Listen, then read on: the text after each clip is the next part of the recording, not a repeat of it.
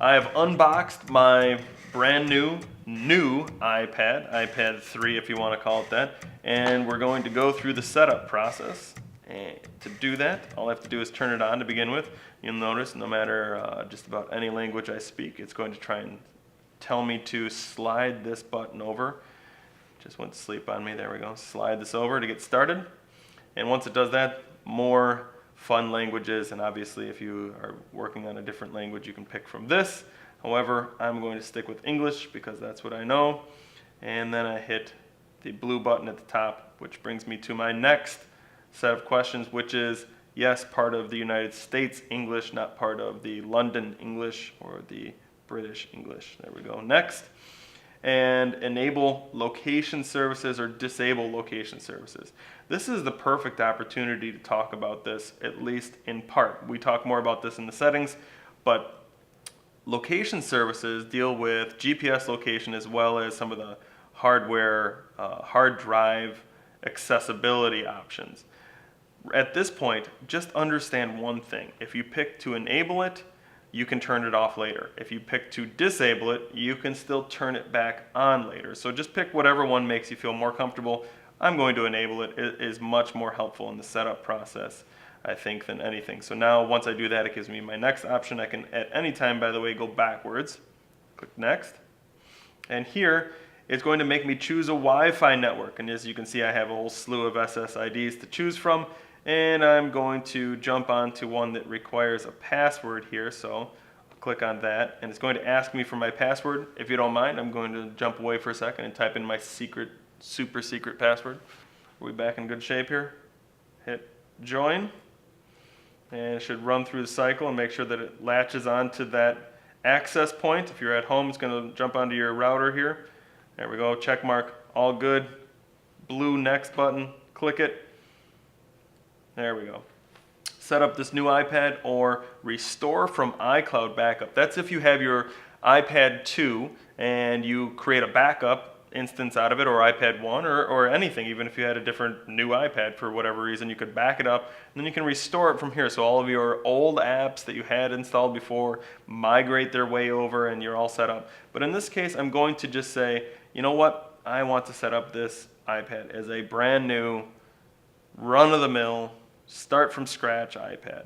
I hit next, and this is going to ask me to sign up with my Apple ID or create a brand new ID. You have to have an Apple ID. That's the only way that you can download apps, and it's the only way that you can get service and a whole bunch of other things. So you just buckle under at this point and go ahead and create that Apple ID if you don't already have it. I'm going to click sign in with my Apple ID, and again, I'm going to sneak away from you for a second. I'm going to add in my Apple ID up here and my ultra secret password at the top. Provided I have punched in all of my information correctly, I can hit the next button. And now it says, all right, send all this information to me via email if I so desire. These are just the terms and conditions, or I can sit here and read them and then accept them when I'm done. If I don't agree, obviously hit disagree. I'm going to just agree to them. I don't need them emailed to me as far as I'm concerned. And now it just says, are you sure that you agree? Absolutely. Read that part because it says it may take a few minutes, and it may actually take a few minutes to set up your new iPad. All right, now we jump on to the iCloud. iCloud is a way to, as the little cute animations would indicate here, to sync up all your little gadgetry, whether it's your laptop, your iPad, and your iPhone, or your Android phone, or whatnot. Actually, it won't sync up with your Android phone, just iPhone. You can sync up everything wirelessly to one single location, so that if you had to take a photo with your iPhone, it will automatically sync up and be on your iPad and your laptop the next time you use them. It goes through the internet and syncs up in the background. You can choose to use this. You get 5 gigabytes for free, or you can just bypass this at this point and choose to sign up with iCloud later. I'm actually going to skip the iCloud portion at this point just because it does take a little bit of time to set up. But if you want to set it up, you just use your Apple ID, set up your user account, just takes about a minute, and you can set it up and be ready to go. Once I click next, I have my dictation options here, which is actually kind of a new option.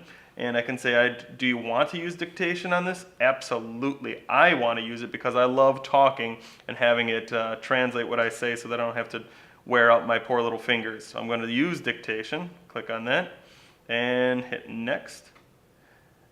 Dictation, by the way, at this point is not as sophisticated as the Siri is on the 4S, but it is supposed to be rather good, so we'll find out here in a little bit just how good the dictation is.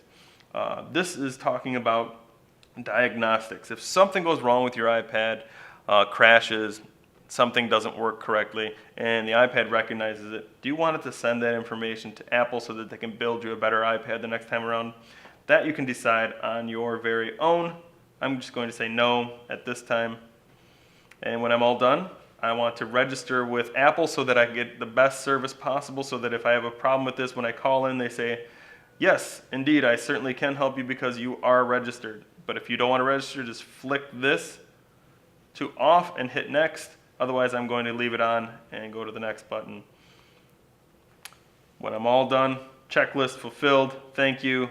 Start using my iPad, and voila, there I am at my wonderful looking, shiny, brand new, retina displayed iPad home screen. And I can swipe back and forth once I have all my icons put on here. But that is the basics, and that is how painless setting up your brand new iPad can be.